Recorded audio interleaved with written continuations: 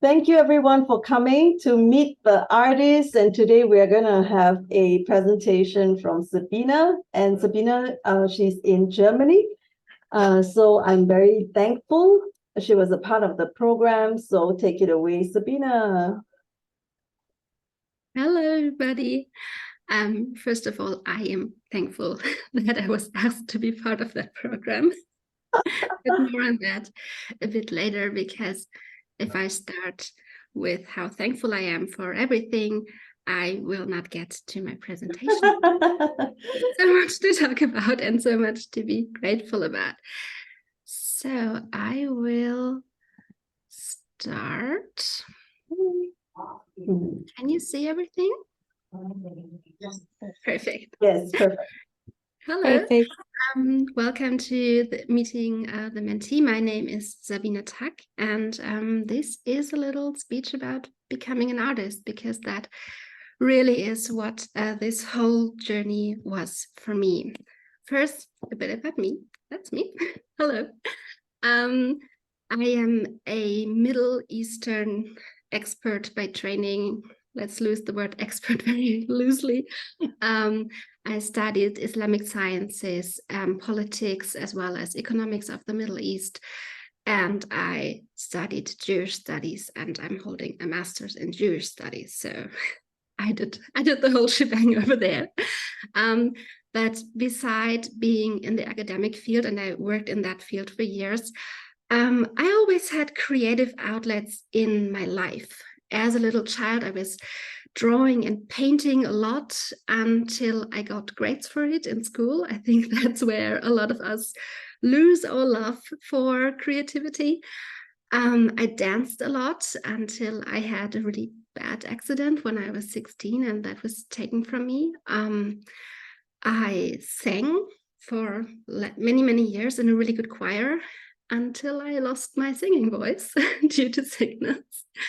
And I'm not telling this to tell a pity story, but to give hope, because there is so much in the creative field that after all of that, I found photography. And you see two photos I made on the left side. I love still lifes. I did a lot of food photography. I ran a blog for years. I developed recipes a lot, which also can be very creative. And I did that a lot. I also love to travel. You can see many of my travel pictures on the right side. I'm living here in Munich together with my husband, who prefers not to be on the internet. That's why he's not on this page. And in 2016, I had a stroke. Actually, it was my second stroke. I had the first one when I was just 22, and I had to redirect my life, really. And in 2016, I had my second stroke. And after that, photography was taken from me for a while, because my left hand was so weak that I had problems making photos without a tripod, and I don't really enjoy using a tripod. So that was a problem. So I needed something new, because remember, there's always something in the realm of creativity.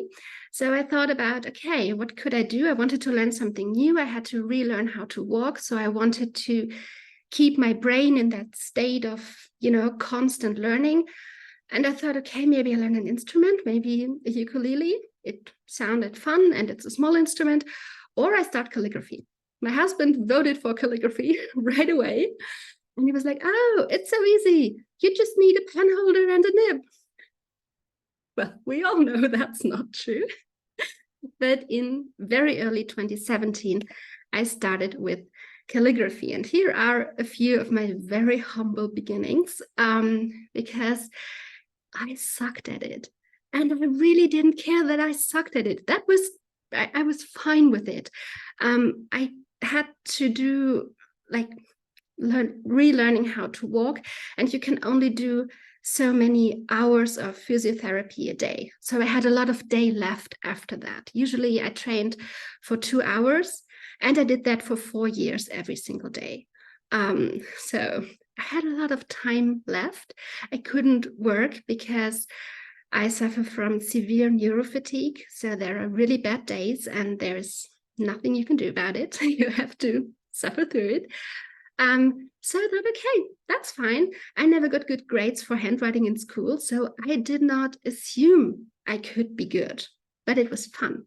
So very, very close to what Alex said before, I was just too stubborn to give up. So that's where I was in 2017.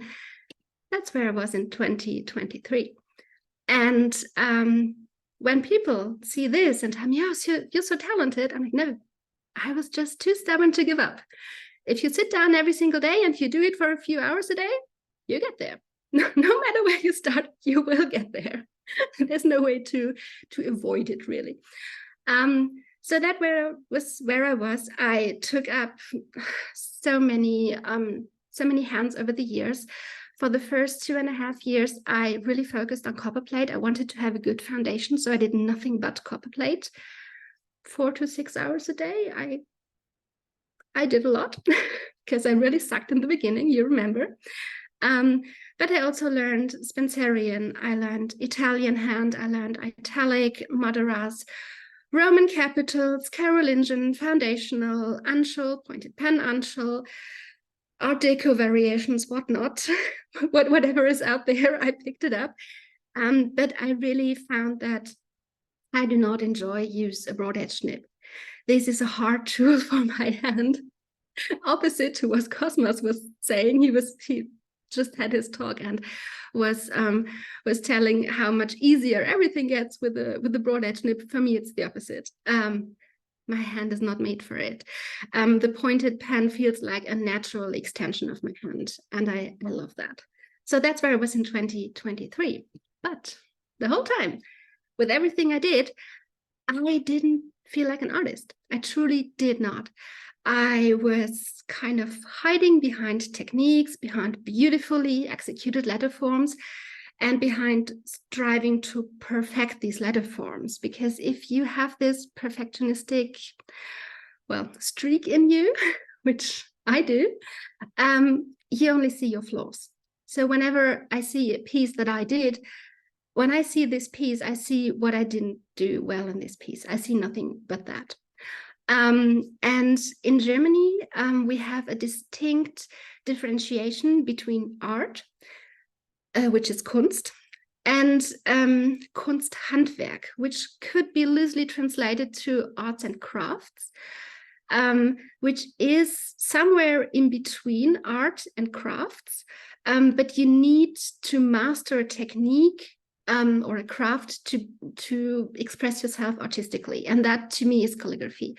I need to have the technique, but I did not feel like an artist. And whenever people called me an artist on Instagram, I was like, nope, that's not me. I'm sorry, that's really not me. And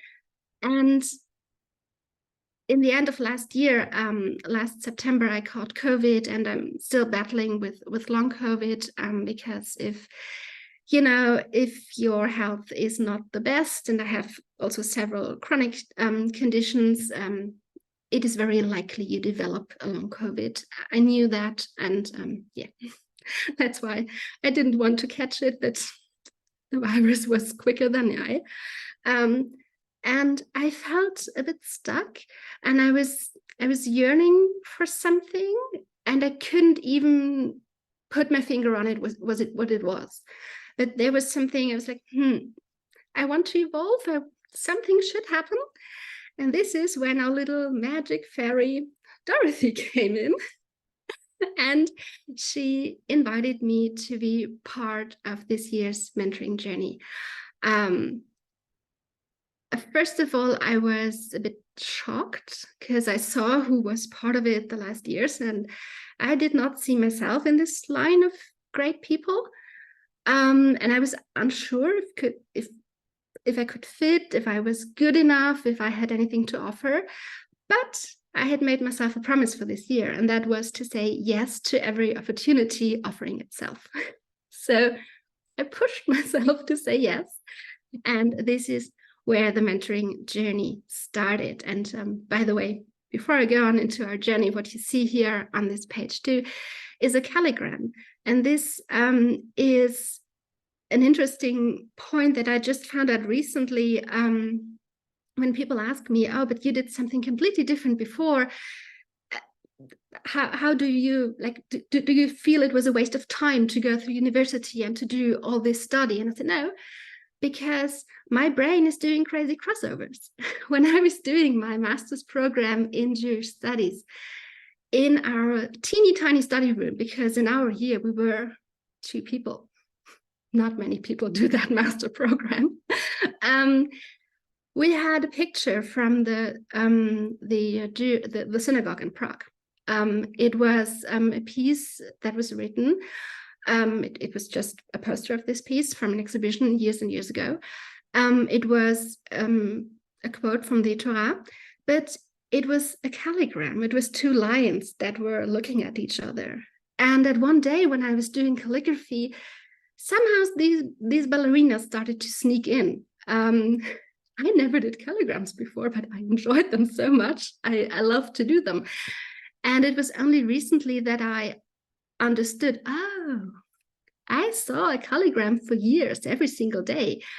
And it's so funny how what we learned before can sometimes sneak in into what we do today. So whatever your background is, wherever you come from, you can really take that and go from there, and that makes you unique, because it is something, it's like an accumulation of life that only you lived. And I think that is important always to keep in mind. Okay, back to our journey. My goals for this journey was, I somehow had the idea, again, I didn't know how, to lift calligraphy off the paper. That was a thought that I had, and that I wanted to explore. I wanted to explore new ways of expression for myself in calligraphy, and more a dream than a goal was to finally feel like an artist, because I really wanted that feeling. So we started. We met in early February. Dorothy found a beautiful mentor for me, Gabriela from Barcelona, and Stephanie and Kay, who were in my mentoring group, and I think we were a great group. So thank you, Dorothy. You did a fabulous job with this. We started meeting as a group in early February, and it took me some soul searching and a lot of writing in my handy notebook that became my companion over this year.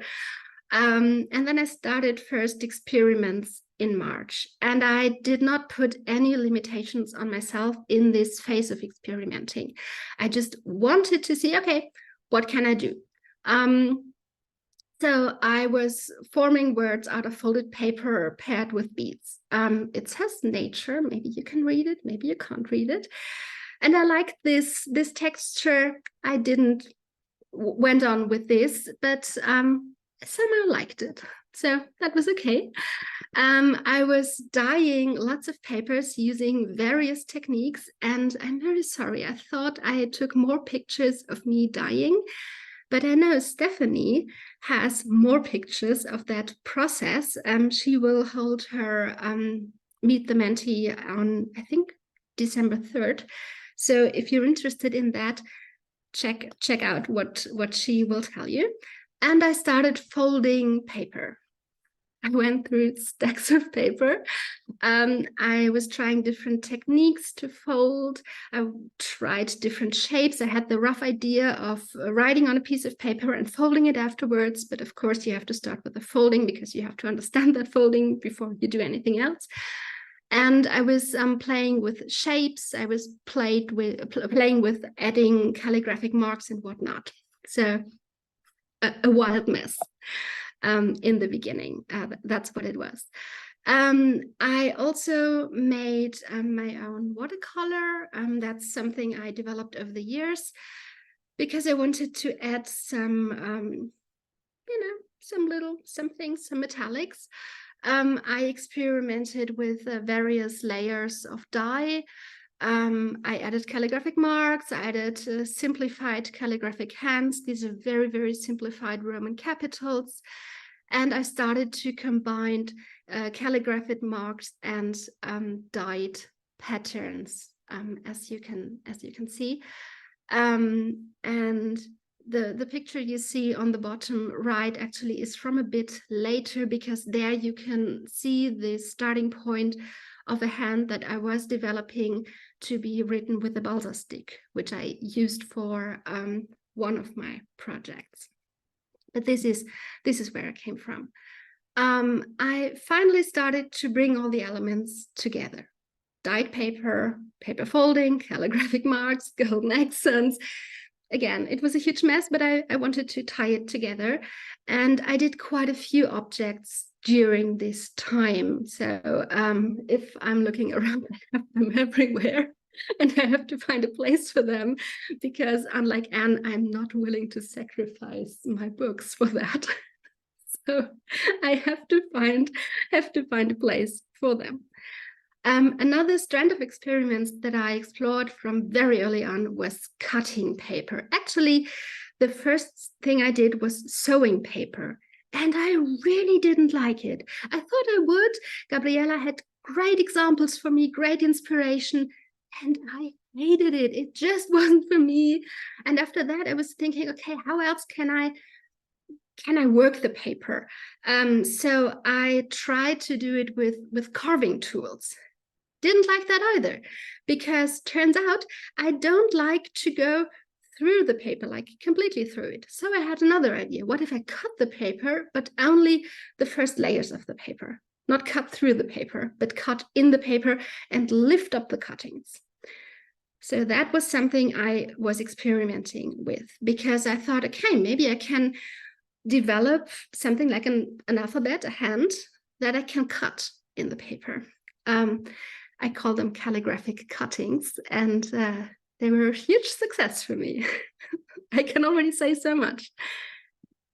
The biggest challenge in this whole process actually was to find the right materials. I went through a lot of paper, and if you buy paper in the art shops, you know the thick papers are the expensive papers, and these were the papers I needed. So I went through a few €100 of papers. Yeah, my husband was dreading the sentence, honey, we need to drive to the art shop. Well, he survived, that's okay. And also finding the right combination of the paper, the cutting tool, and the cutting blade. In the picture before, you saw different cutting blades, and they make very different marks in the paper. On the right, you see one of the first pieces I did that I would call a piece, and you can see the cuttings are still very hesitant. They are small, and everything is very teeny tiny and a bit hesitant. I would get over that, don't worry. And I started to experiment with colors. I combined calligraphic marks. Again, I was working on them anyways. With cuttings, I started to experiment how it would look if I cut in the colored areas. So I did a lot of that. Again, I went through a lot of paper. And the cuttings you can see here were still done rather hesitantly, but I started to like the texture this technique really can create. And at this point, I decided to abandon the red color and to go with blues. And with that decision, I knew which of the quotes that I had in the back of my head and that Gabriella was pushing us to choose, I would choose, because I had the perfect quote for the color blue, and that is this quote. My heart resembles the ocean, has storm and ebb and flow, and many a beautiful pearl lies hid in its depth below. I love this quote, and I chose it for various reasons. It is by Heinrich Heine, who actually comes from my hometown. And I worked at the university that is named after him, Heinrich Heine University in Düsseldorf. I will not read through everything that I wrote about Heine. You can read it yourself. I do not want to take too much time up. But he's very famous, and he made many quotes, or there are many quotes of his that I like a lot. What was important for me about this quote was that it reflected so good of what I wanted to achieve in participating in this program. I finally wanted to feel like an artist. Remember my handy journal and the soul searching? Well, I was thinking a lot about what makes an artist. Where's the difference between an artist and someone who is doing arts and crafts, who is a Kunsthandwerker? We love long words in German. And one of my answers to this question was opening up, showing yourself through your work and putting something of yourself in your work, rather than perfecting a skill and thriving for perfection, which I was doing before. And to me, that is what this Search of Pearls is about, showing yourself. And because I went through so much trauma health-wise earlier in my life, my reaction was shutting down. It was like a clam, and I'm not very open about my inner feelings and emotions in public or in general. Not many people get that close to me, and I understood if I wanted to be an artist, I had to show a bit of that, which was a hard process.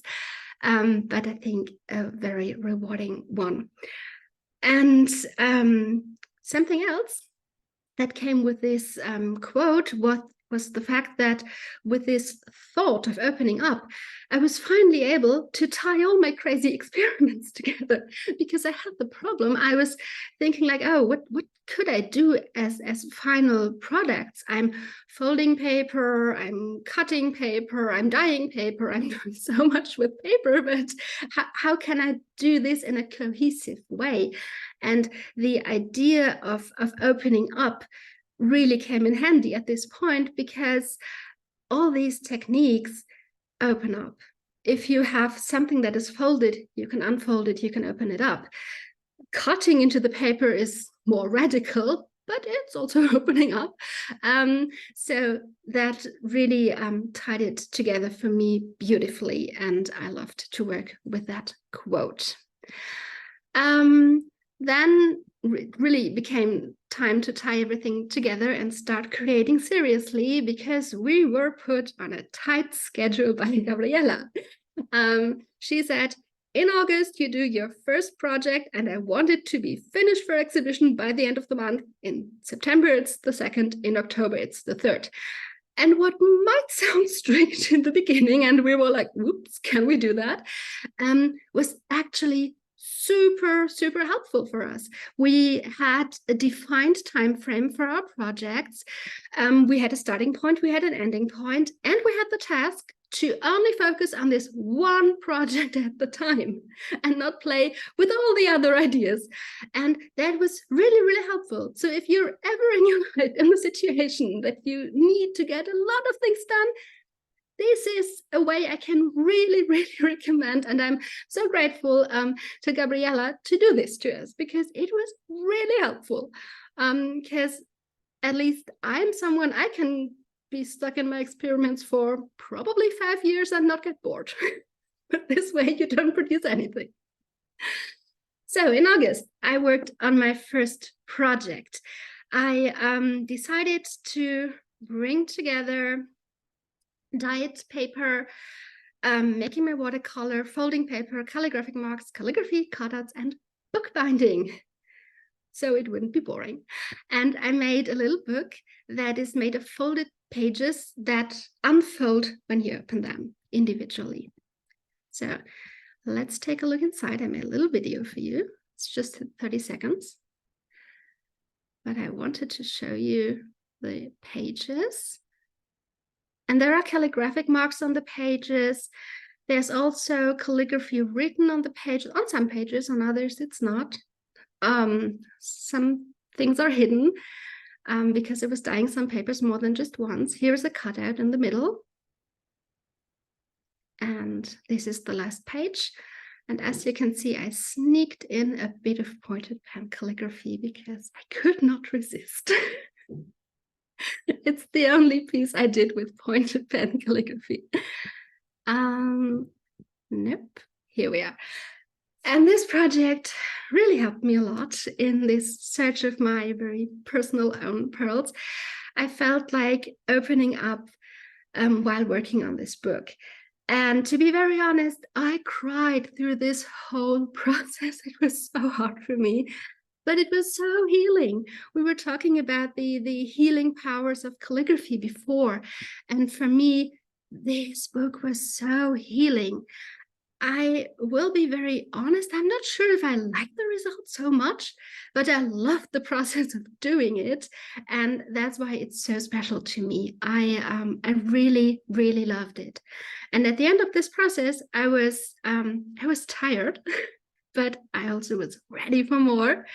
And more came with the second project. Yes, there is a plural S because it's hard for me to just do one thing. I also did more things in August. In the end, I think I had 4 or 5 objects done by the end of August, but I chose that this book would go into exhibition. So I was doing a lot. For this project, I worked further on combining the calligraphic marks written with a stick of balsa wood and calligraphic cuttings. I found out, I think 2 years ago by accident, that I really, again, I don't like broad edge nibs. I don't like any rigid nib. I don't like automatic pens. I don't like ruling pens. They're not for me. I love balsa sticks. They work for me. I don't know why, but I went with it. So as you saw before, I was developing a hand for the balsa stick. I also was developing a hand for the calligraphic cuttings, and I wanted to combine these two in one piece. After opening up gently in August with a gentle unfold, as you saw in the book, I went further in this second project and I went the more radical way of cutting in the paper. And the cuttings were what I had to work the hardest on because I wanted them to flow. I wanted them to look rather soft and organic and feel natural. And it's very hard to do that if you're cutting into paper. Finding the right combination of cutting blade, cutting tool, and paper was really crucial in this process.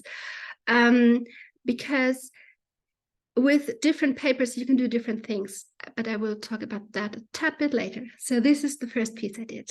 And this piece is so special to me. It's the very first work of calligraphy I ever did that I still like after a month of finishing it. Usually I do something, I think it's okay, the next day I don't like it. I still like this piece and I'm so happy with it. I like how different the cuttings look. If you take a closer look, they are still a bit hesitant on the upper left corner, and I wanted to have it that way because I wanted to show my way. And they are more flowing, they're more organic, they're bigger in the right corner on the bottom of the piece. And I did that on purpose. This piece is huge for me. Usually I work on maximum A4 paper. I prefer to write with an X height of 3 millimeters. I work really small, and that it partly is because that's how my body can work, can move. I have problems with big movements because of the accident I had when I was 16.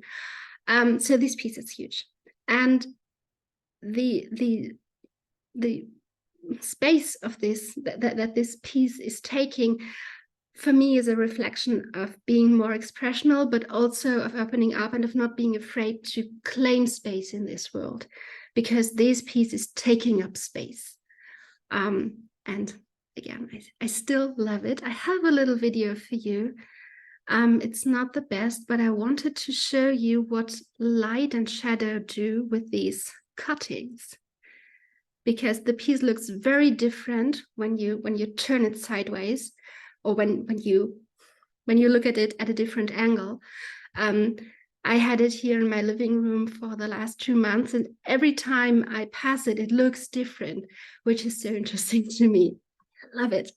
And I really like how in this piece, the calligraphic marks that I wrote and the calligraphic cuttings are interacting with each other. This piece needs both of them, because before I was doing this piece, and I'm glad we had this talk before, Gabriella gave us a little pep talk about how we should reduce our pieces to the essentials and really take into consideration what does a piece need in order to have a meaning and to say everything it wants to say, and what is just embellishment, and maybe get rid of the embellishment. So I'm very happy we had this talk before, because it was so helpful, especially with this piece. Here are some close-ups. You can see the picture on the left is a close-up of this section over here. And yeah, with this paper, these were the cuttings that I could do. Again, I will talk about this technique of cutting in a bit, because it took me months to develop it. And it's so much fun. It's great. I love it.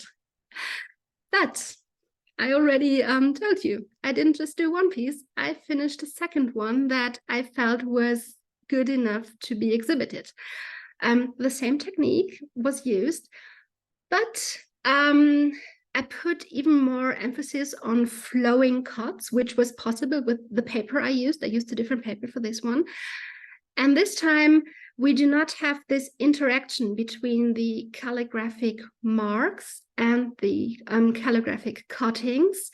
It's not like it's flowing through it. They are not like having a conversation. It's a bit more like a confrontation in this piece. And I formed, I grouped the cuttings because I wanted them to have more body in order to be able to counterweight the calligraphic marks. That's just what I did in this piece. For me, it works.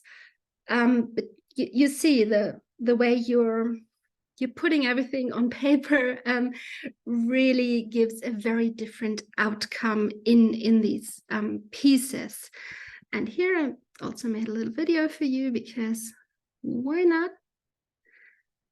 And you see the cuttings on this piece are a bit deeper, so it's standing up a bit more. Again, it's a question of what paper you use.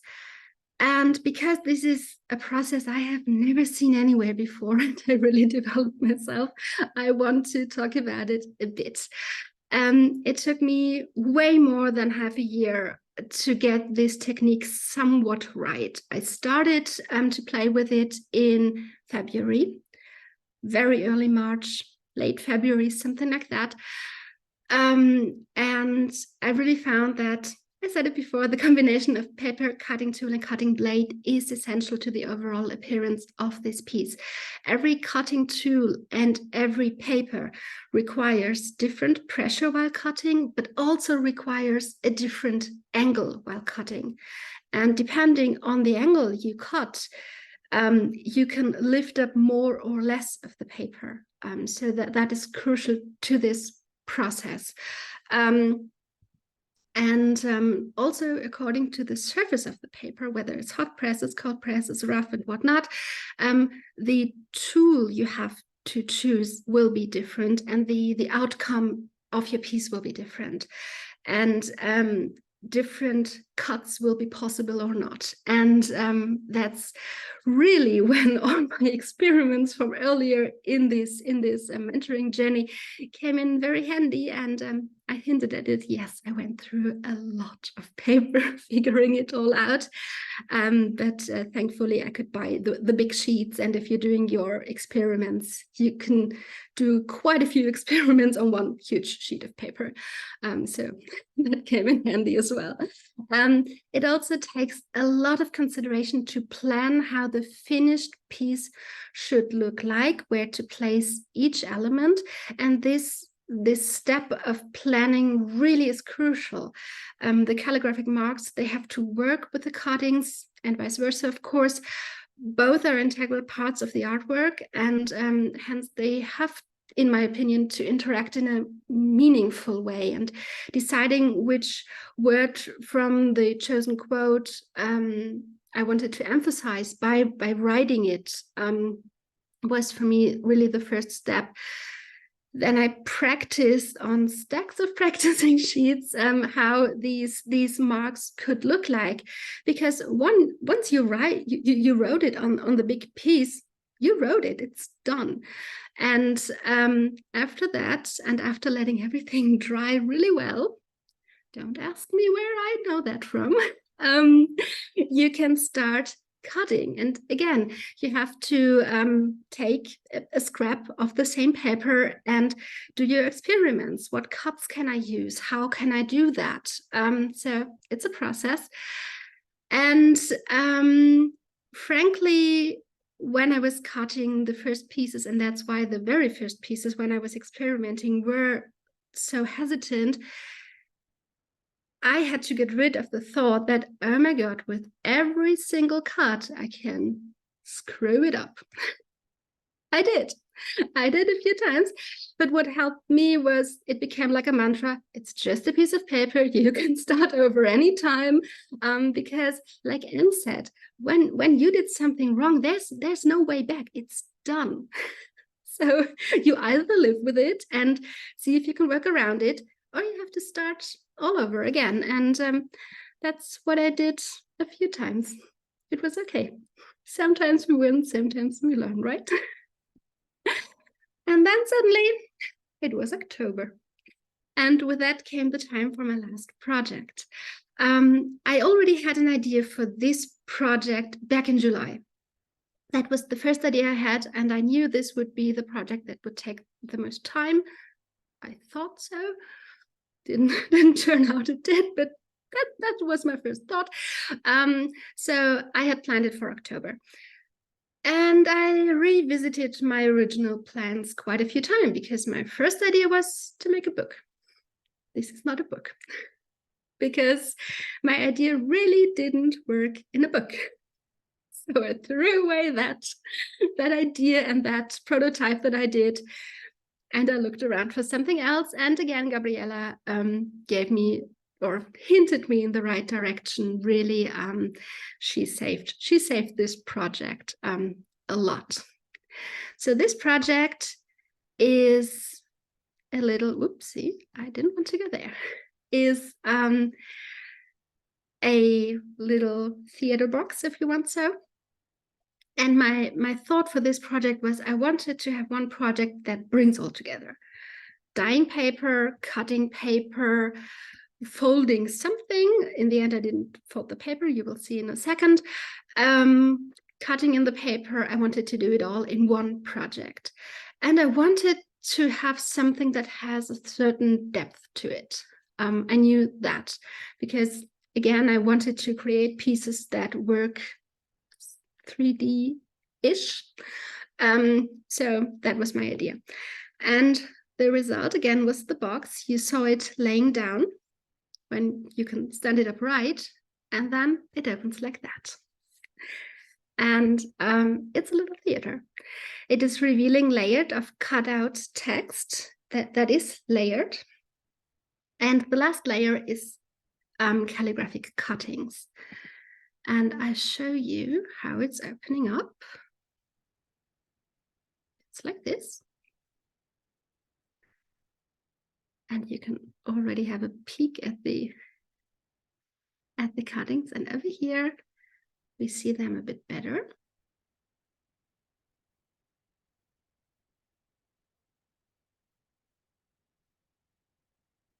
really zoom into this piece. There we are.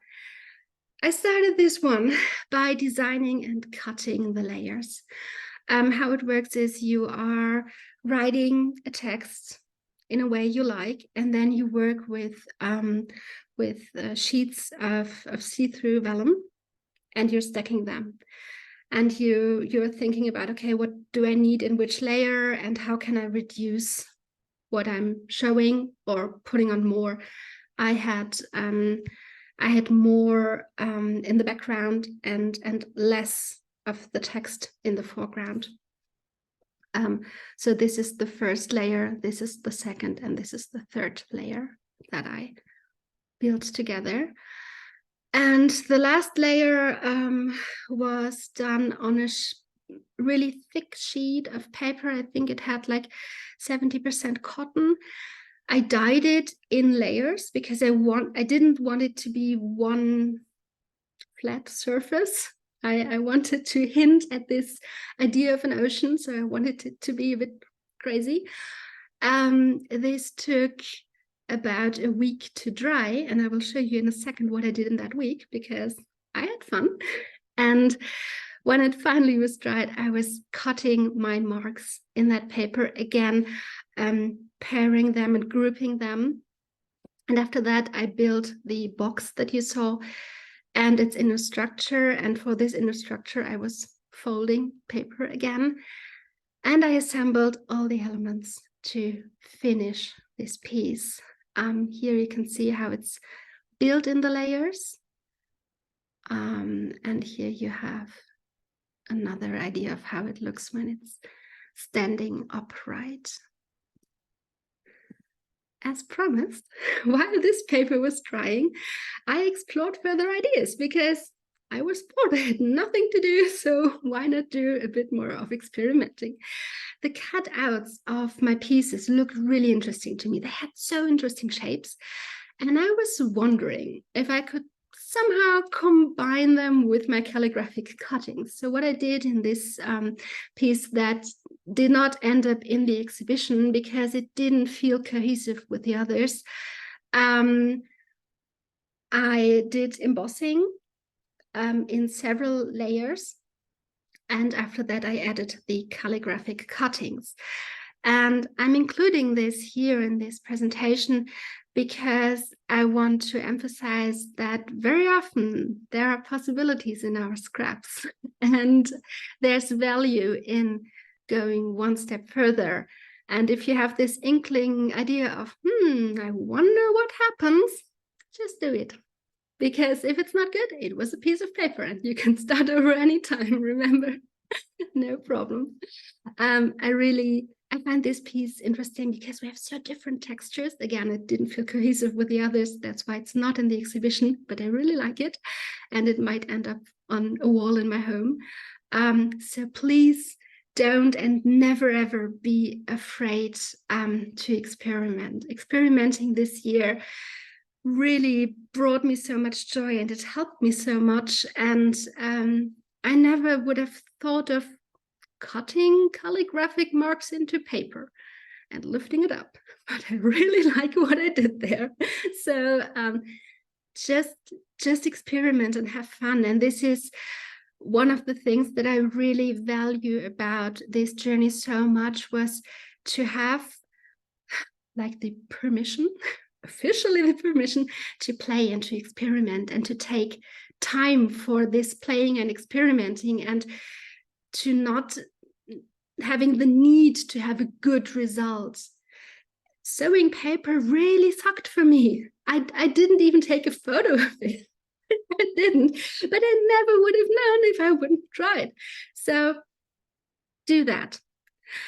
So looking back to this year, because I started with gratitude and that's where I am now, I really feel nothing but the deepest gratitude for this opportunity, for someone looking at my Instagram account and seeing potential and thinking of me and seeing the possibility for this person to grow and to really become an artist. I feel gratitude for this community, for the community we had in our mentoring group, for the community of this whole art of letters community, but also for the calligraphic community, which feels a bit like home to me. We talked about this yesterday off record, how it's so funny. We get greeting cards and Christmas cards from people we never met in our whole lives, but they feel like friends because we share a passion. And sometimes you don't have people in your everyday life who share this passion. I don't have that. And it's so nice to have a place where you feel you belong to. To me, this is very precious. I am so, so grateful for Gabriela, for my wonderful, wonderful mentor. I am not sure if she knows how much she really helped us. When we started, she said, okay, you know, you can write beautifully. What else can you do? And that really set the tone for this whole journey. And whether it was practical help, dyeing paper, giving us a recipe for good glue and whatnot, she was there. She delivered a ton of inspiration, whether by showing what she did in the past, by showing us people who did something similar to what we wanted to do, and also for opening up really the world for Spanish-speaking artists for us, because that is not what I am looking at. I don't understand. So naturally, I gravitate to people who will give me information in English because I can follow them. But it was so helpful to get this other world open up for me, and I felt so enriched by that. And last but not least, it was wonderful to see Gabriela's hands-on approach. She's very practical. She's very hands-on, but that is combined with having a clear artistic concept of everything she does. And that was so, so valuable for me to see that, okay, I can be in my head and I can have a concept, but at some point I have to start doing. And you can be very practical in this doing. You don't have to be precious with everything. And that really helped me to experiment so much. I'm grateful for my fellow mentees and for the input they gave me. And if it was seeing their approaches and their work, that also was so valuable for me. I'm so grateful for this chance to grow, for newly developed techniques. I really love calligraphic cuttings, if you couldn't tell by now. And finally, I'm so, so, so grateful for liking something that I did and for finally seeing myself as an artist, at least for this one piece that I did. I'm so grateful for it. But that's not all. Because there was one thing I was missing the whole time. Only one thing. And that was giving my fellow mentees and Dorothy a good, warm hug. We were never all together in a room, and I missed that dearly. I got to meet Gabriela in September, also Marina, and I was so happy. I was so happy. We are lucky we are on the same continent, and Barcelona is just a 2 hours flight from me, so I couldn't miss that chance, and it was great. But I wanted something to fill this hole. And that's how I came up with the idea for a little keepsake, a way to have a warm hug and to have something meaningful for me to remember this year. So after finishing my last project, I started a new one, a knitted scarf. I started knitting last year when my long COVID really didn't allow me to sit upright for very long, so sitting and writing for hours wasn't an option, so I needed something new. Remember, there's always something new. Knitting it is. I put some thoughts into that. I use 4 different colors for this one. You see them in the picture, for the 4 of us in our group, but also for the 4 people I do not get to hug every single day. The colors are for the different qualities we all brought to this project. The wool is from a brand that is situated in Spain, where Gabriela lives, but the wool comes from South America, where Gabriela comes from. So I chose this one. And the 4 colors are also for the 4 phases of this journey, because it really had 4 phases for me. It was the experimenting stage in the beginning, and then it was the 3 projects. And the colors are knitted in a way that they become interwoven. It is painstakingly time-consuming to do that. I made the math. For 1 centimeter, I need 15 minutes. So I will knit on this scarf the whole winter. I don't mind. It's fun. But it really symbolizes to me what my group means to me, and that we are interwoven in a beautiful way for the duration of this mentoring journey. Every color still is recognizable, but through this process of interweaving, and that's why I'm showing you this picture, they look a bit different. There is a new quality to them, and that is very much how I feel about this journey and about my group members.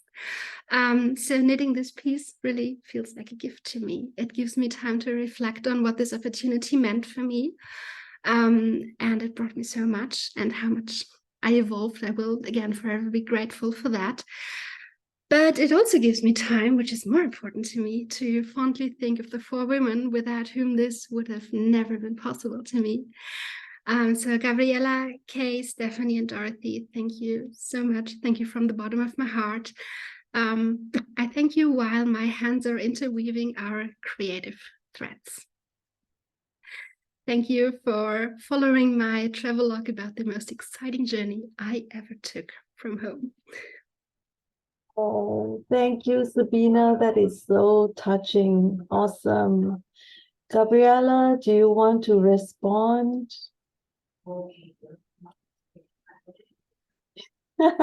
You're muted.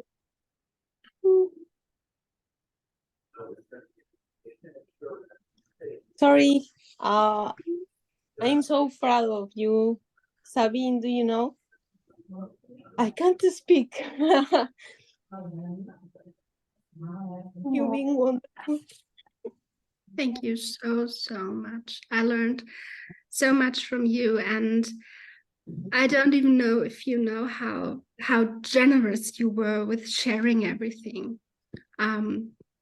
I enjoyed every second of this 10-month journey.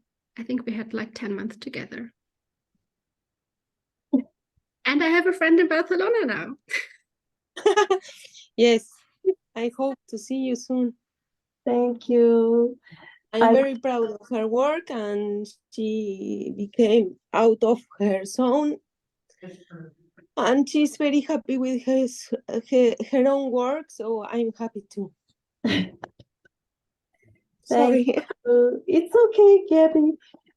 Yeah, we understand there is a lot of emotions because you have spent so much time together. You have worked very hard together. I just want to, speak to Sabina about, when we first met online. No, actually, before that, I was stalking you on Instagram, and I saw there was this COVID dream that you had. You posted about it. You said that you dreamt that you were sliding on your calligraphic swirls, on your flourishes, and then you wondered, how can I make calligraphy into a 3-dimensional object and that I can interact with it in real life? And when I saw that, even though it was just a dream, but I felt that was your subconscious artist, the artist in you saying, I want to get out, let me out. And I was really excited. And then I saw the butterflies that you made, that then I just was looking for it, so everybody Yes. knows what you're talking about. Yes, that's right. And she made this calligraphic butterfly, and then I saw that was so there was that artist that wants to get out, so I thought, okay, I'm gonna talk to this lady. And when we first met on Zoom, I just immediately felt that connection, right? I mean, it felt like we knew each other for a very long time, and it was a wonderful feeling. So I'm really, really very happy for you, Sabina, because I think that, for me, your satisfaction, your joy, the excitement that you have over your work, that is so precious, so precious. And I think, listening to your presentation today, I see that you are very, very intelligent. I mean, your mind is fantastic. The way that you connect the dots, you make sense of things, you organize.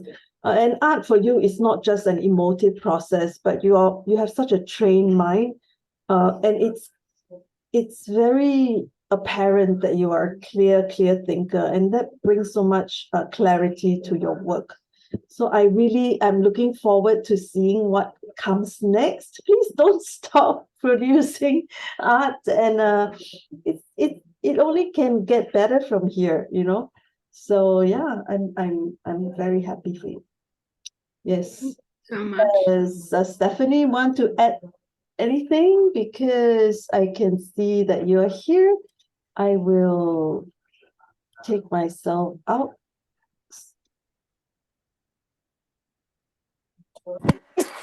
We're actually checking out right now. Oh dear, sorry. We have to leave the house at 10, but this was wonderful, Sabina. It was amazing. You expressed everything so beautifully, and I learned so much from you. Oh. And this is a really bad time to talk, but I just want to say those two things, and I'm going to watch it again later. And I'm just in awe of you, seriously. Thank you. Thank you so much. I Well, give you a scarf hug. Yes, hugs. we'll catch up with you, Stephanie, when you are doing your presentation. Yeah. Safe travels. Thank you. Safe travels. Does anybody have questions for Sabina? Natalia says, a beautiful presentation from the heart and such a warm soul. There's a lot of comments. Sabina, I'll send the chat to you. Does anyone have questions or comments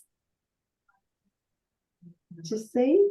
Nari says, wonderful, very inspirational, encouraging.